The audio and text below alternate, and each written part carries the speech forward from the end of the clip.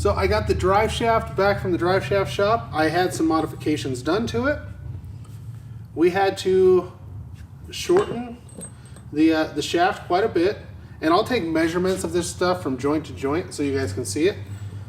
We upgraded to the urethane carrier bearing. We added a slip yoke back here. These are common vehicles for carrier bearing failure, and that's because there's no slip yoke on the rear part of the drive shaft. So every time the suspension comes up and down, since there's no shaft here, the carrier bearing, the rubber in there, has to move a little bit, and then the slip yoke will go in and out on the transmission.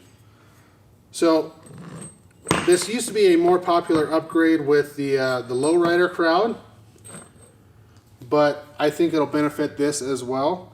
The lowriders with the hydraulics that are bouncing up and down, they have to have the slip yoke here because they'll destroy the carrier bearing. So this portion of the shaft is the stock shaft. The carrier bearing I think I got it from Summit. It goes right in the factory location. This is my original flange here. They shortened it up. They put a new flange. I got one from the junkyard, but it was really rusted and pitted, so they had a new one in stock. They put that on there. Slip yoke there, factory one in the rear, all new U-joints. Everything just kind of works perfect. I test fitted in there already once, but I didn't take measurements beforehand, so I pulled it back out. We'll take some measurements and then we'll get it all bolted in there. Also, before I bolt it in there, my rear pinion seal is leaking, so I'm going to take care of that. So the front flange looks like it's about 4.5 inches long of slip yoke. They had longer ones, but we don't really need a long one because this is going to take up all of the movement from the drive line, or the drivetrain, the rear axle. So on the front portion of the shaft, from center of the joint to the center of the joint is 23.5. Now back here, I think what I'll do is I'll fully collapse it and give you a measurement, and then I'll extend it out and show you what we have extended.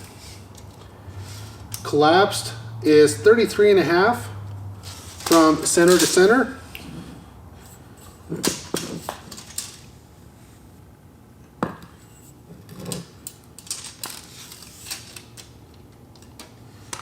And extended is 36.5. So if you guys need to have one built, I'll put this in there. I'll verify that everything works. If it doesn't, then I'll let you guys know. But I think that's going to really help out the situation with the carrier bearing. The customer said that in the little bit that he's driven this over the years, he drove it a lot in high school, and he said he had to change carrier bearing a lot then, or quite often. He said even just randomly driving a couple times a year, he's had to change the factory style rubber one a couple of times because it starts vibrating real bad and the rubber has just fallen apart. Now I'm going to go ahead and throw this up in the vehicle. We'll get everything mounted up and I'll show you some of the adjustments that we have while it's in the vehicle. I took this bar out that was for the e-brake system. It was bent up and it was very close to the drive shaft. So I took that out, bent it back down flat, put it back in here, and now the drive shaft clears. We'll go ahead and get this drive shaft fed through the X-frame from the back. It's a little bit difficult to get everything kind of in there because it's flopping all around. There's barely enough room in here for that to fit.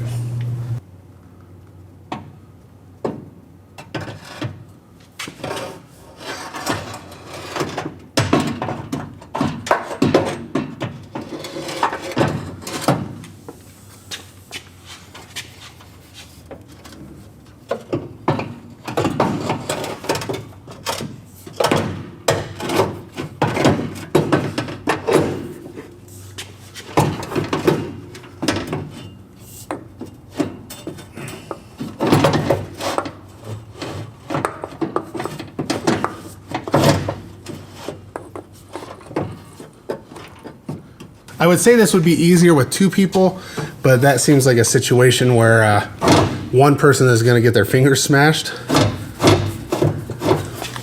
The carrier bearing came with a couple of bolts. I'm going to go ahead and get those started.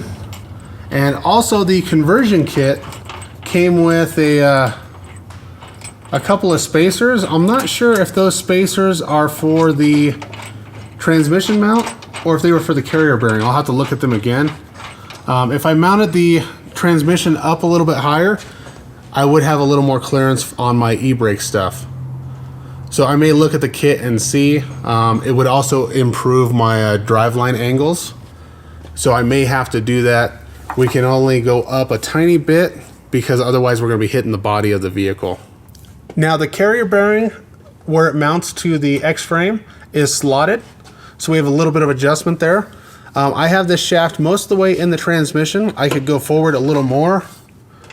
Loosen up my bolts here.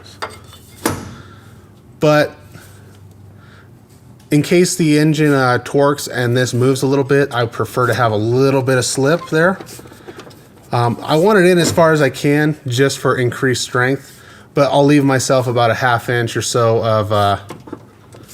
of movement to take up whenever the vehicle is accelerating, stuff like that.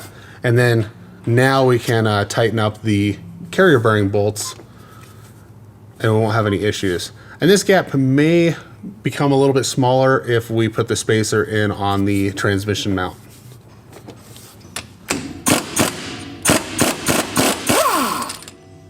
This thing is pretty nasty. Maybe it'll pop off of here. Okay. Before we pull the old seal out, I'm just going to kind of compare the new seal. It looks about right.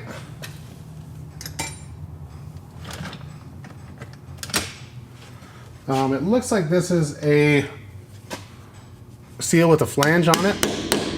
So we might be able to just tap underneath the flange and pop it out.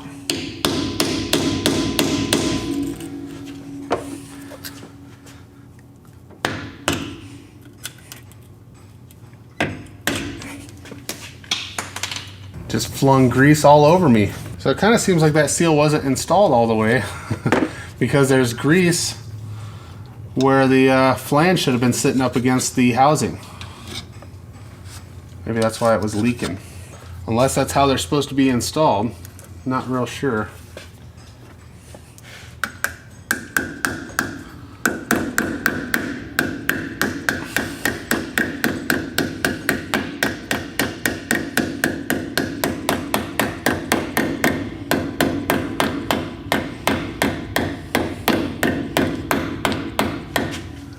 That must be it. That's all the way in, and there's a little gap there.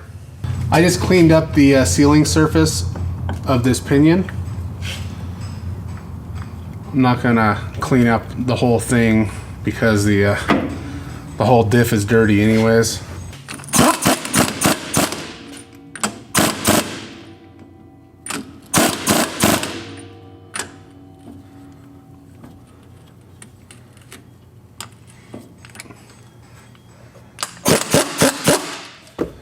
Well, there's not much left of the crush sleeve in there.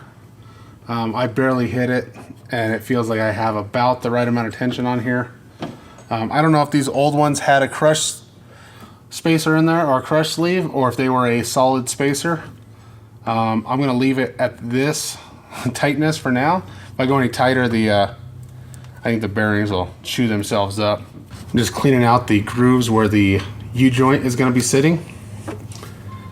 Get that turned in there. Extend the slip yoke.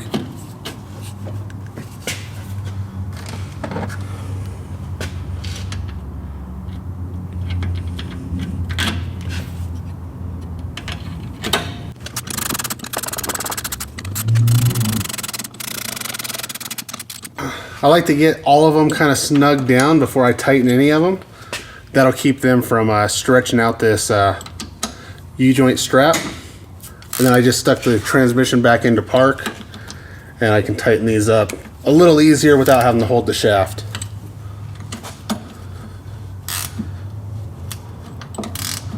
So that's it, the drive shaft's in. We now have park, even if the vehicle's not ready to be driven.